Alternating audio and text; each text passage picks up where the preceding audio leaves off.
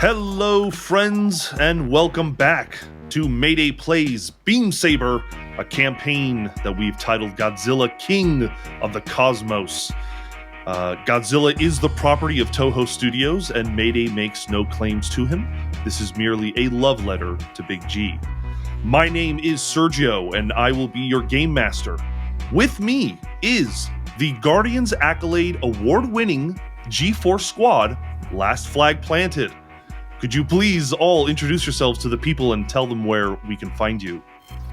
Hello, I am Darryl Dorsey. I use he, him pronouns. You can find me at Mr._Darryl Dorsey on Instagram and Twitter, as well as on Twitch at Darryl Sucks at Gaming, and as the current storyteller / GM for the Thang Game podcast in our Vampire the Masquerade Chronicles San Diego by Night. And tonight I will be playing the officer known as Ty Walton, also known as the Judge. Hello. I am Allison. You can find me at Insight Checked on Twitch, Twitter, YouTube, all the places. We play APs, we run them, we write them. If you like TTRPGs, come hang out. It's a good time.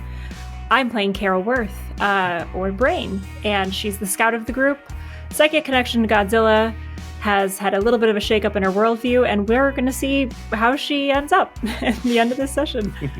Hello, I am Zakiya. I am a they, she, and you can find me everywhere it matters at Zach the Drac, CAKTHEDRAK. I do art in the space a lot and in other spaces, and I live here in Mayday Roleplay. Oh shit, I'm playing Cebi, who's basically, if somebody tried to put Elon Musk in a dishwasher, I think, is what Cebi is. Kind of just rinse him off. Oh, now I understand. He's squeaky clean now. You had to clean that bowl of soup that we were all in from the other episode. Clean Musk. Bringing it back. Musky soup. Hello, I'm Caleb James Miller. I'm another member of Mayday Roleplay. You can find me on Twitter at Ginsburg Song. I'm also Mayday's resident storyteller for our Vampire the Masquerade game called Vegas by Night, which has a second season coming out this next summer. So hopefully you can stop by and hang out with Darryl in the chat, and we can have a good time. I am playing Roosevelt Freeman, also known as Mayor, who has not been told he's in the late stages of a dying empire, and is just desperately clinging to the last few threads of democracy that are caught in Godzilla's little claws. And he hasn't decided whether he's going to kill Godzilla, himself, the world, or all three. But we'll see this episode. Caleb, did you like the Vegas by Night reference in our last session where the battle took place at Lake Mead? Absolutely. I was very emotional. That's my lake we blew up. Somewhere under that lake is a very Lana is vampire. very pissed off right now. Very She's deep. wondering what the hell's going on. The whole thing was shaken under there. It's a mad, half-naked vampire. I would not be surprised if Godzilla was actually just a Zamisi fleshcraft that got out of hand, my friends. That is going to be... from the Thank water. you for spoiling my big reveal at the end. So, for those of you new to our channel, Mayday is all about character-driven stories. And if you want more of these, please consider liking and subscribing or leaving a positive review on iTunes or Spotify. Those tiny, simple gestures go a long way to helping us grow. And if you really love what we're doing, there is always our Patreon, where for as little as $2 a month, you can receive a ton of behind-the-scenes and extended bonus content for our shows. Finally, a way you can show your love is by entering our Beam Saber contest. This is the final of the 3 that we are running. All you have to do to enter is tweet about this game that we're playing, Beam Saber. Make sure to add us, and maybe, I don't know, you want to draw a picture of the battle aboard the Zero Beam, or maybe you want to make a portrait of the squad. I don't know, do something that impresses us. And we will pick our 2 favorites every round. Winners will receive a free itch.io download of Beam Saber. That is a $30 value, folks, completely free, thanks to the amazing Austin Ramsay, the creator of Beam Saber. So thanks for helping us out with promoting the show, Austin. As a content warning, viewer discretion is advised. You can expect mech on mech, maybe mech on kaiju, maybe kaiju on kaiju violence, and the exploration of darker themes along with adult language. Without further ado, let us return to the thrilling conclusion of Godzilla, King of the Cosmos.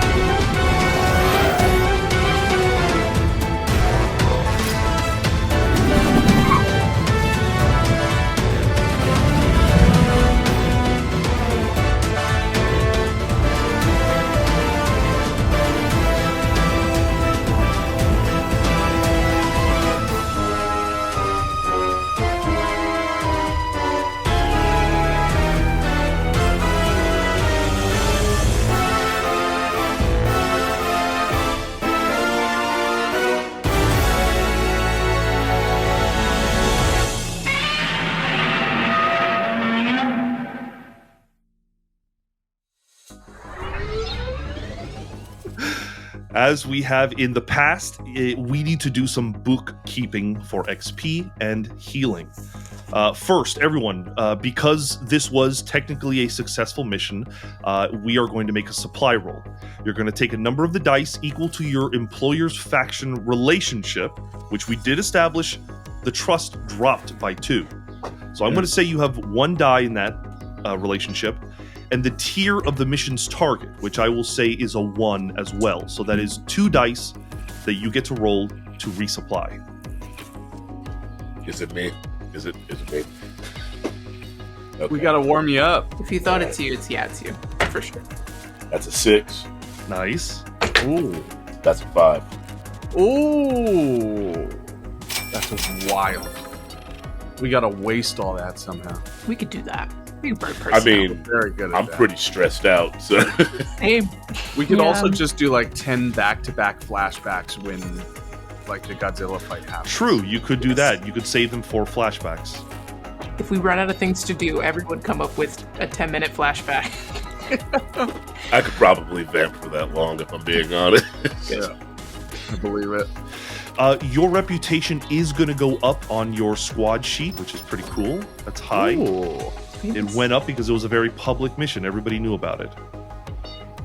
Every jockey can spend material, and then you can roll that dice to refresh any quirks equal to the highest result.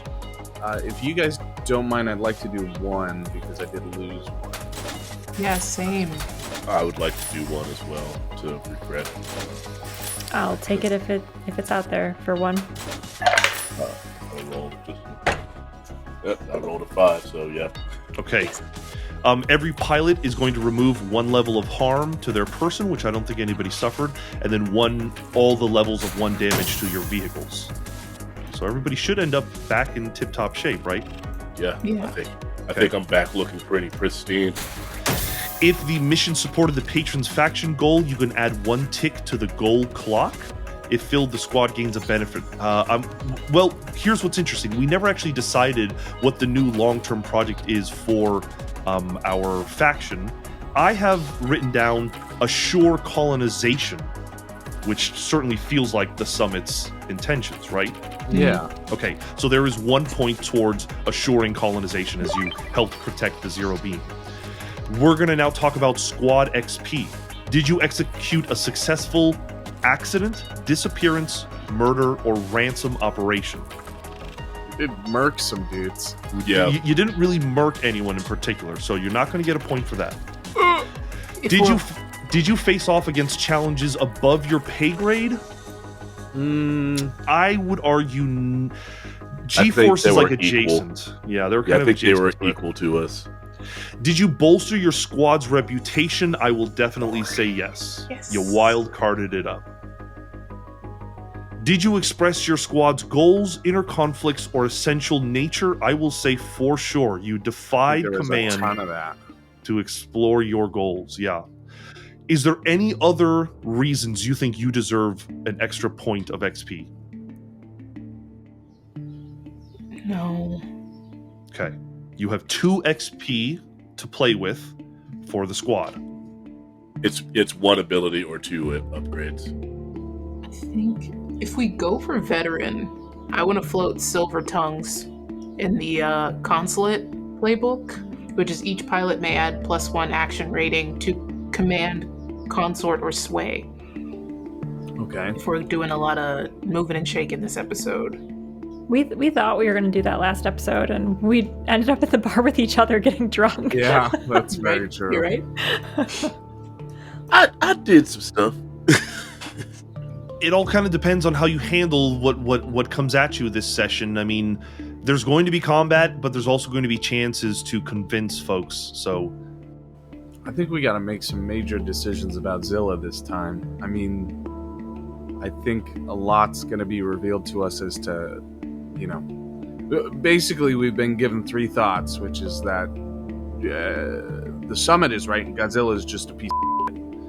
Serizawa's correct, and that Godzilla is like a retribution for what we did to the world. Or the blasphemers are right, and he's the reverse Christ, sent to, punish us for our sins.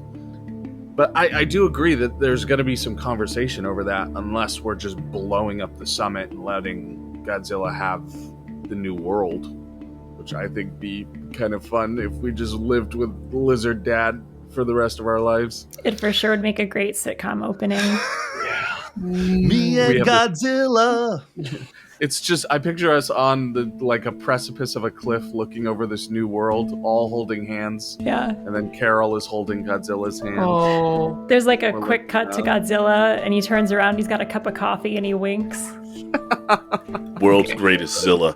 feels excited, honestly. That's the flashback we get at the very end. just completely subvert everything Sergio has created. I'm here for it. You guys have the drive points if you wanted it. If you want, we can table this decision to whether we assign an ability or a squad until maybe we've gotten through some downtime activities and some of the narrative is kind of moved forward. I think Yeah. that sounds good. Okay. Yeah. Because I don't know that we know where we're going. All right, so Mhm. somebody remember that you have 2 XP for your squad, and you can assign it to either an ability or 2 of those squad upgrades. Let's talk about Jockey XP. Did you do something that furthers your drive? If so, you may add 1 tick to the drive clock. Yep. Does anybody hit 4? Yeah. You hit 4. You had 4? Yeah. So if you've got 4, you now have 2 in the larger column or the more important column. So you've got 2 ticks to play with. Did you express your history, your tragedy, or your opening? You can take 1 XP. Yeah. Did you struggle because of your beliefs, your scars, in which 2 of you gained last session, or your quirks? Definitely. You can Yeah. gain XP for that. You can mark XP for any attribute you rolled a desperate action for. I honestly don't think I ever called for a desperate situation unless anyone can remember. So I'm going No. to say no XP for that. If a pilot permanently removes their rival, which none of you have, did you act on your belief about another jockey? Yes. Yes. Yeah. Okay. So that's 3 or 4 XP for everybody. If I want to spend it to get another ability Same. or finally get a point in battle, would be nice. I put all 4 into a new quirk, so now I'm just 1 point off of another quirk. Got it.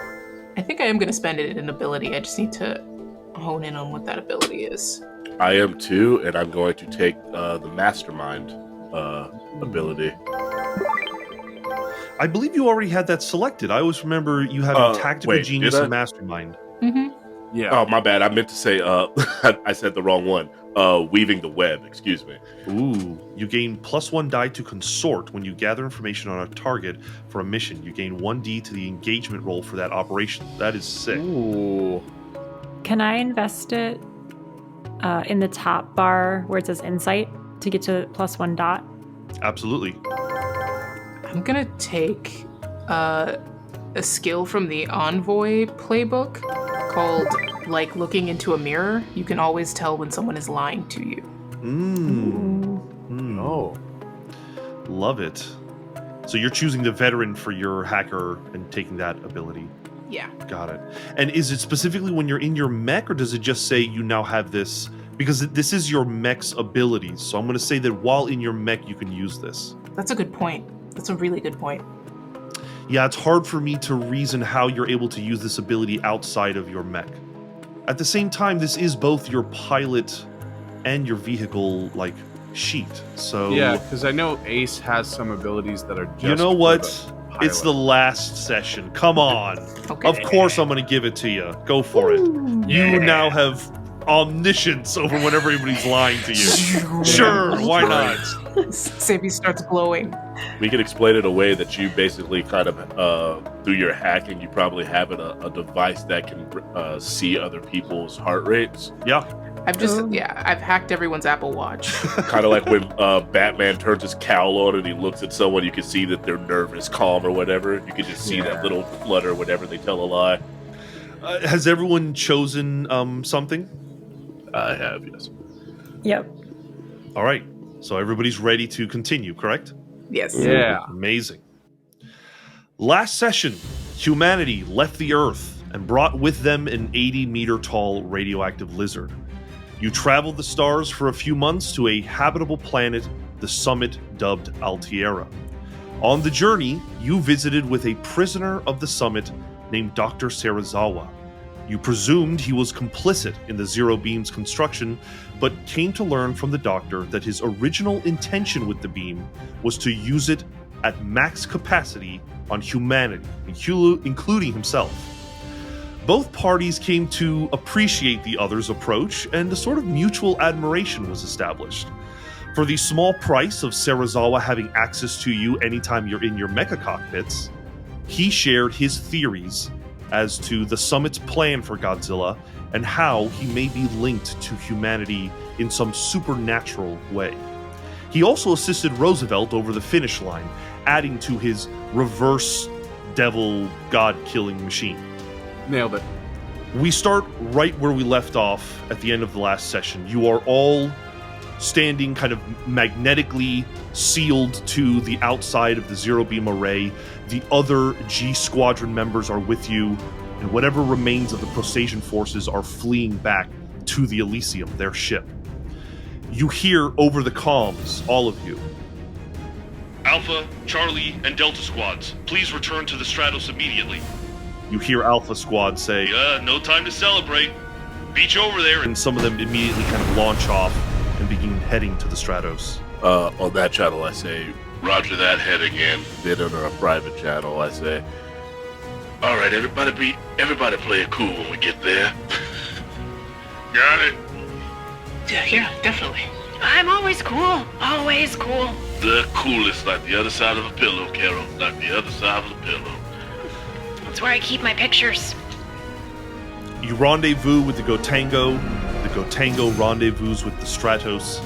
And in the hangar bay, you are all greeted by Peaches, who walks in kind of nervously and says, Team, the summit wants to talk to you all.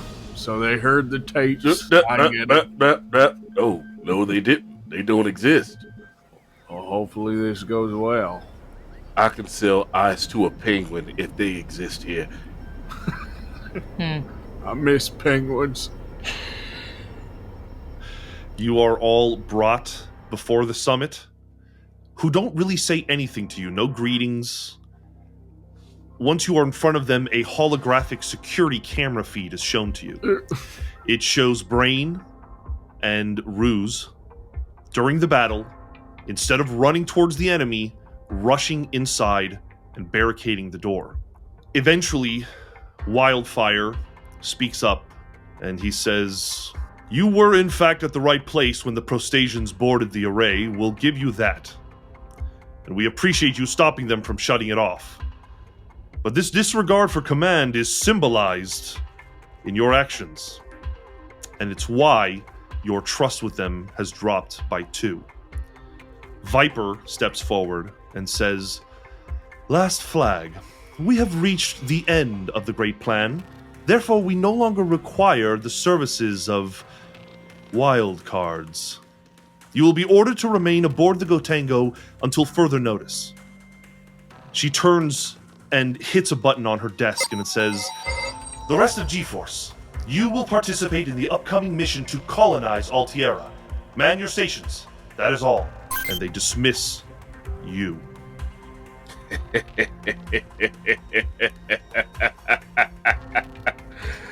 Couldn't even offer me a drink before you pulled my pants down. So, what? What do we do now? We just... They're cutting us out. That was very not cool. Not cool of them. They zero beamed us. They brought our mass to zero. Yeah. What the f***? Peaches is certainly upset, and he's kind of walking alongside you as you leave the meeting. It's like, I've heard down the pipeline there's some mission about to go undergo, but maybe I can look into it. You want me to look into what the mission is? Oh, 100%.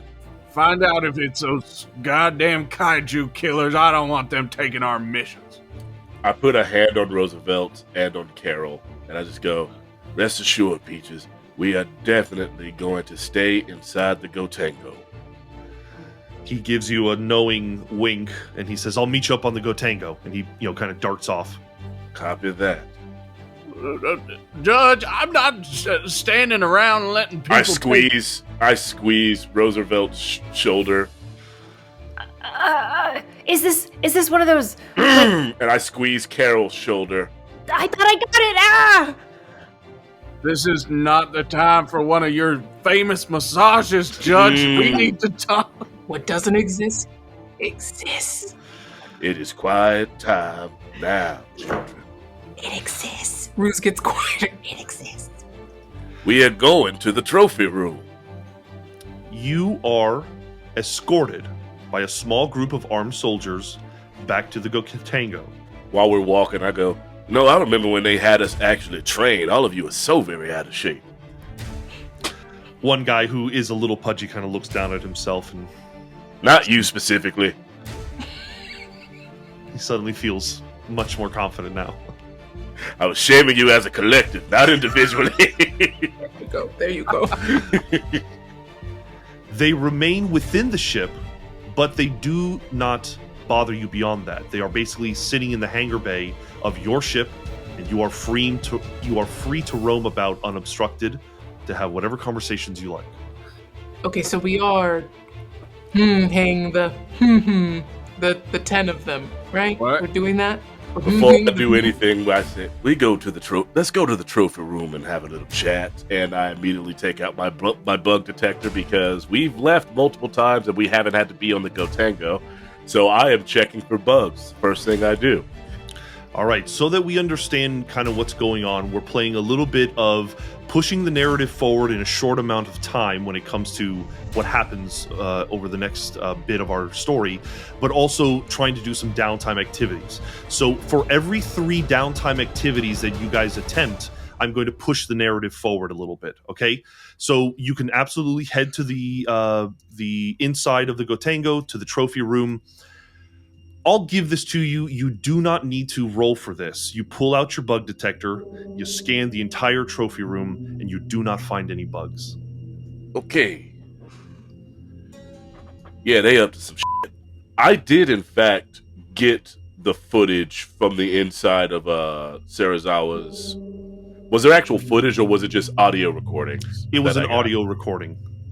Did I hear the voices of anyone else in there? Because I purposely deleted our portion where we showed up. Did I catch any other conversations he may have had on the inside?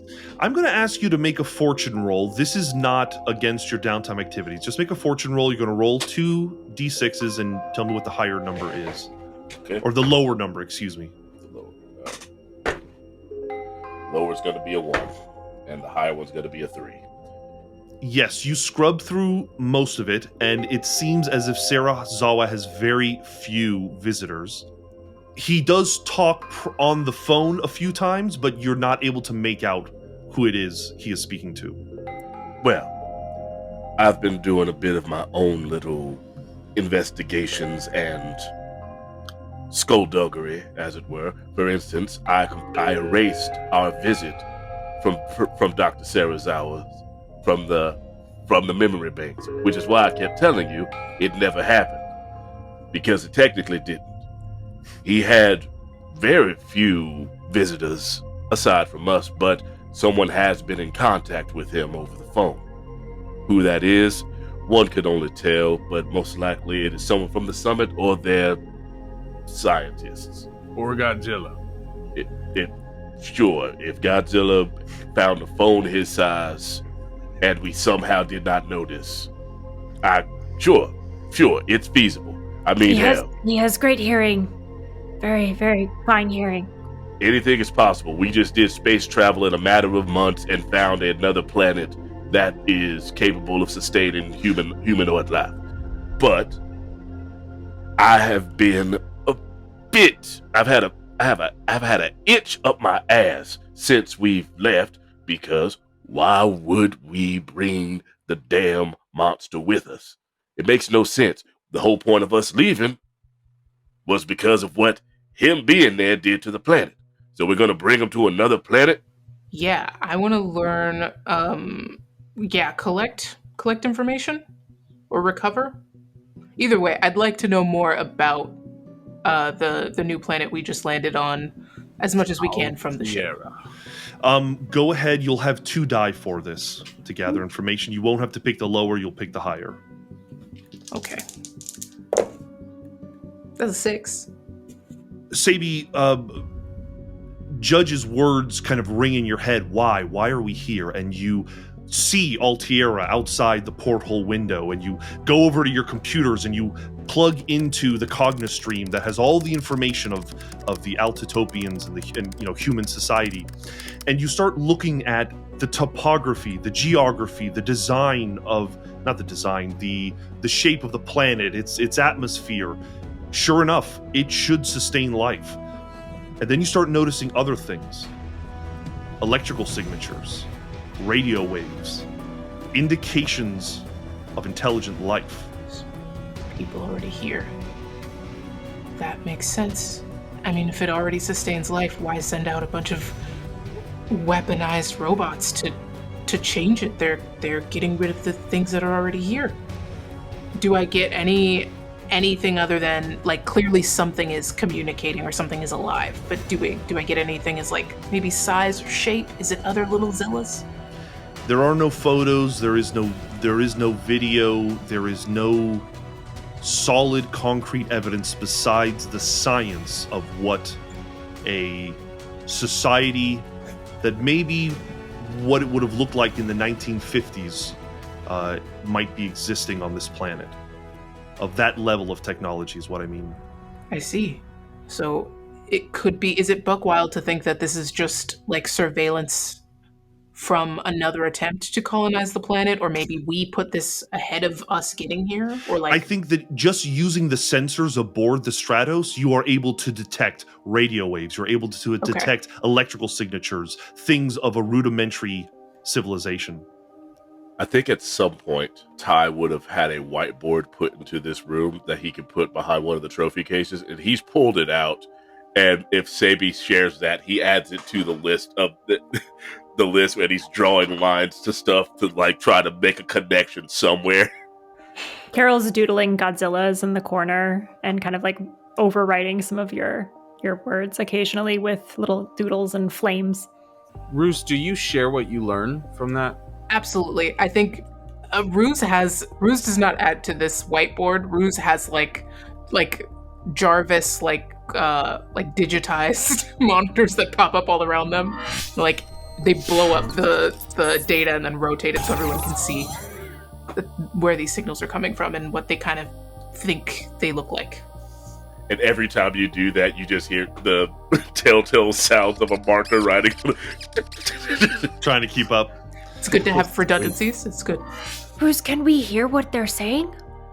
Can we intercept?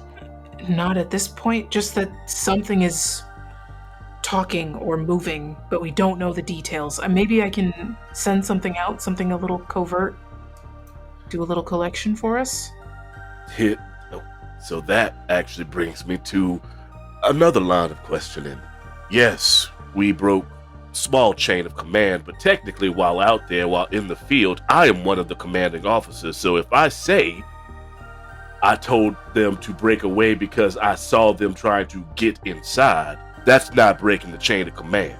Didn't even get to say it. Didn't even ask. I was cool. You were cool as a cucumber. Also, they had guards escort us. I mean, they're giving us the Godzilla treatment. We're as much in the array as he is. They know what we are. We're a weapon. We're a gun. Well, yes, but up until just now, we were their weapon to aim. So suddenly they don't need quote-unquote wild cards. So what I'm thinking is they don't need people that keep asking questions whenever something is said.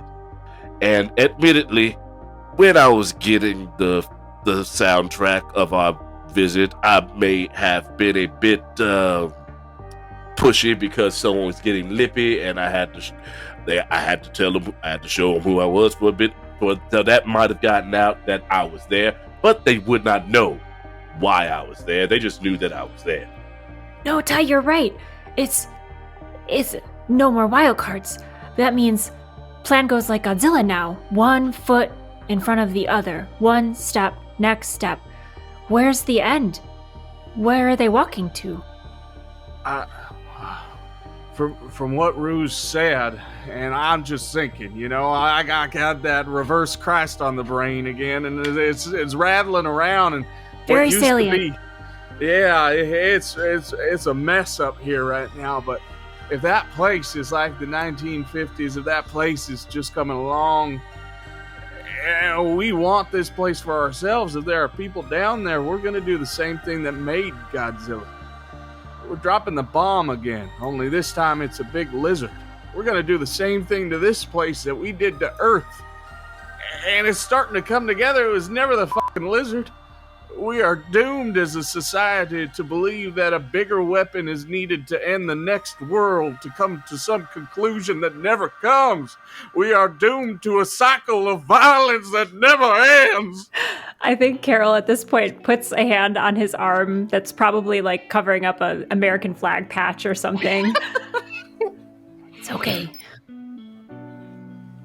I feel like because this is our hangout spot, and just due to the way the world was, I feel like we would have had a lot of corn growing somewhere. So I would have had someone make some ethanol, and then just put like some dried berries or something in there to make it sweet. And I hidden like mason jars of it, and I just pour a little bit, and I just hand it to the mayor.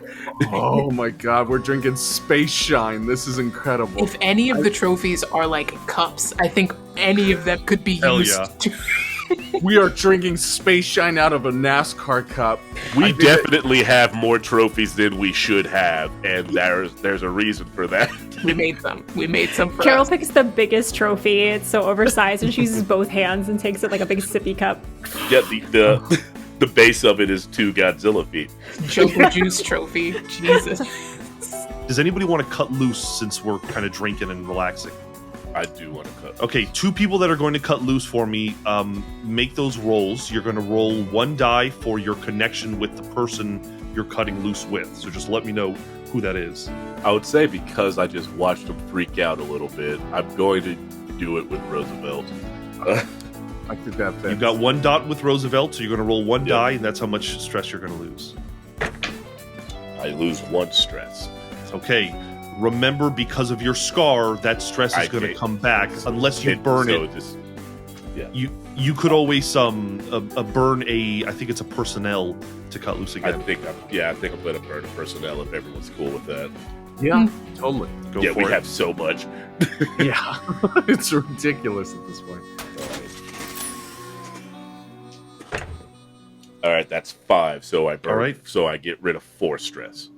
No, you're going to get rid of 5 because that 1 was just not counted by the inevitable scar stress that you're going to have. So you can reduce it by 5. And then who else wants to try to cut loose? I think I'm gonna cut loose with Carol now that I'm seeing that like we are Godzilla and also us with the summit is now Godzilla. Like, I'm like, oh, bitch, I get it. And just like drunkenly theorizing. I like to imagine Sadie like grabbing Carol's arm and she's about to take a big sip out of that Godzilla cup, like, oh, bitch, I get it. You are Godzilla. We are Godzilla. Everything is Godzilla in itself, and it doesn't get any calmer than that. That's a 5 and a 3. Okay, great. So yeah, you roll that and you're going to lose that much stress. And we're going to move the story forward a little bit. Over the Cognistream, you all receive the following update. The cannon array is on the move. It is detaching from synchronous orbit with the Stratos and is moving into place over the northern hemisphere of the planet, somewhere right in the middle. You can see Godzilla becoming a tiny dot against the vastness of space. Over the radio, you hear the orders from the Summit Command. The 3 remaining G4 squads are ordered to rendezvous with the Zero Beam in preparation for atmospheric entry. And you watch from your porthole as the other squads and their ships migrate to the beam. Did I not write this down? What's the other group that's with us? The Prostasians. The Prostasians. Yeah. I wrote that down somewhere. Okay. Yes. Oh, there it is. Yes, the Prostasians. They had their own ship that was roughly the same size as ours, correct? Yeah. Did that ship just fully go away, or is it still somewhere around? Like, can we see it on the outside? You can see it. If you want to know more, I'll ask you to gather information about it. Yes, I want to gather information because one of the things I kind of tried to do it during that battle when I was like, hey, we're not, but you're going about it the wrong way. But I will gather info. Go ahead and just roll 1 die. I think you are of enough of a status that you can ask the questions and get the information from the Cognistream. No, just a general die. Just 1 die. Instead of making a fortune roll where you have to roll and choose the lower. That's a 4. Okay, a 4 is pretty middle of the road success. Things are moving quick on the Stratos, and so not a lot of attention is being left to Prostasia or Elysium. What you are finding is that the Prostasians have almost, because they were beaten back at the beam array, they have taken a kind of almost third-party stance. Their command is saying that they will not participate in whatever the Stratos is doing, and they are currently simply orbiting the planet, probably discussing what the hell they're going to do. Their ship, just like the Stratos, do not have weapons, and most of their mecha squadron has been defeated or fought back, so they don't have a lot of choice other than to sit and watch. Doesn't mean they can't be allies in some way, but yes. I would actually say to Ruse, I believe the Prostasians had the right idea but the wrong tactic. If we wish to stop, and I'm just gonna say I do want to stop this, because the only thing that we could be going down there to do is to conquer. You don't bring a megaton lizard and mech suits to a place that obviously has humanoid life on it to say, hey, you got some sugar I could borrow. You're going down there to take over. So if you could contact them and perhaps open a line of chat where we can exchange some information, but also we do still have the kill code. We do. I was thinking, this is just one suggestion. yeah, to find out further information about the mission across the board. It would be good to have these people. That's not the word. Expendable's not the word. Assistance? Yes! Yes, to have their assistance. That would be better than trying to leave here and risk it. I also want to just hack the summit anyway. Again, I encourage this. Maybe they could help us, because they would also have reason to. It would help us achieve it faster. I have my own reason for wanting to do it, but it would also help us see what the they're trying to do with this mission. If we hack them this time and we get anything of substance, I recommend we don't only send it to certain channels. I say we broadcast it to everybody. Yes. Yes. They put us in the skronking back seat, and nobody puts me in a corner. does anybody need to cut loose? Anyone that remains with stress? I think Carol will cut loose. Probably with Roosevelt. I was going to do the same with Carol, if that's possible. Okay, sure. You each, I think, share 1 dot. Everyone else who cut loose with somebody else, make sure to add a tick to your relationship clock with them. It's probably either 2 or 3 out of 4 now. Let me know what you get on that die result, gang. I got a 4. It's a 5. Carol is going to have to reduce that to 4 because of your scar, which you'll gain at the end of it. Just a quick narrative moment while Carol's drinking with Roosevelt. I think she would offer one of the photos from under her pillow. It's like photos of Godzilla, all her clippings, all her this and that. At the very bottom of the pile is a photo of her home where she grew up. And it's all singed and crinkled and ripped. And she'll take a piece of tape and slap it over the American flag / NASCAR sponsorship patch on one of his arms. There you go, that's better. Less existential dread. That's so much better, thank you, Carol. I just wanted to tell you that I'm sorry. For a long time, I blamed that lizard for both of our problems. I thought for a long time it was him that killed Moose Creek with that big fucking headbutt he did to it. I thought the same was true of your hometown. I thought so many of us lost because of that lizard. But now I know. In the deepest of my hearts, that headbutt was coming for a long time before that lizard was there. And originally, I guess, in this analogy, the president was going to do it before Godzilla. And I just want you to know that I'm sorry I made fun of you for being his sister and insinuated that I was still gonna kill him. And I just want you to know I no longer feel that way. And I think you're a wonderful person with many good qualities. During the course of that monologue, Carol went from nodding and smiling to looking around in a confused fashion, and then at the end, just big smile and says, Are you a hugger? I'm a hugger. She leaps forward and gives you a huge hug. It can't stand still, so kind of hopping from foot to foot while she does it. It's okay, Roosevelt. It's okay. Thank you, Carol. I already feel better. Well, Carol, what do you think we do when we get down there? A part of me still wants to kill the fucker. I don't know why. Same. He's family, and killed family. I don't know. Part of me wants to see him dead too. But I also know that maybe setting him free is the best thing we could do for him. Maybe trying to control him all these years is what got us killed. I want to talk to the people down there. Yeah, me too. Maybe they got democracy down there, right? She proceeds to firmly affix the photo covering up the American flag patch and NASCAR patch. Yeah, maybe. You all have the Cognistream on 24/7, watching what's going on, and things are developing. The Zero Beam and its retractable arms begin to release Godzilla and rise up. And the beam begins to modify and power down, and as it does, Godzilla's mass begins to return to him slowly, just enough so that his frame begins to sink into the gravity of Altierra. And before long, he is in free fall.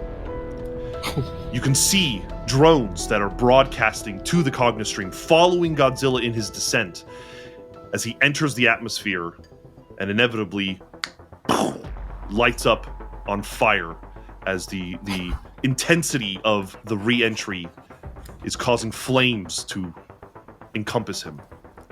You are all jockeys, and you know your speed calculations. There is a good chance Godzilla is probably falling at a rate of 12.5 kilometers a second. Could you convert that? It's like 14 miles. Oh my god. 12 kilometers to It's a little shorter, like 10. feet. Yeah, it could, like 12 kilometers is 39,370 feet a second. Oh my.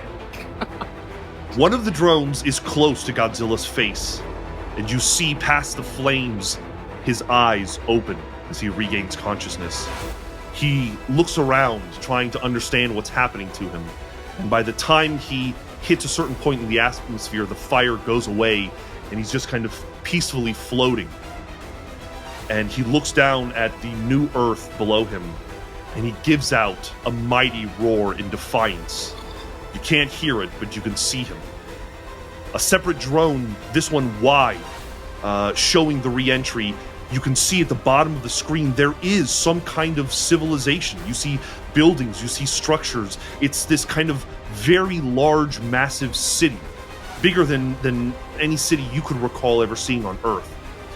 And there is this bright dot falling to the center of it.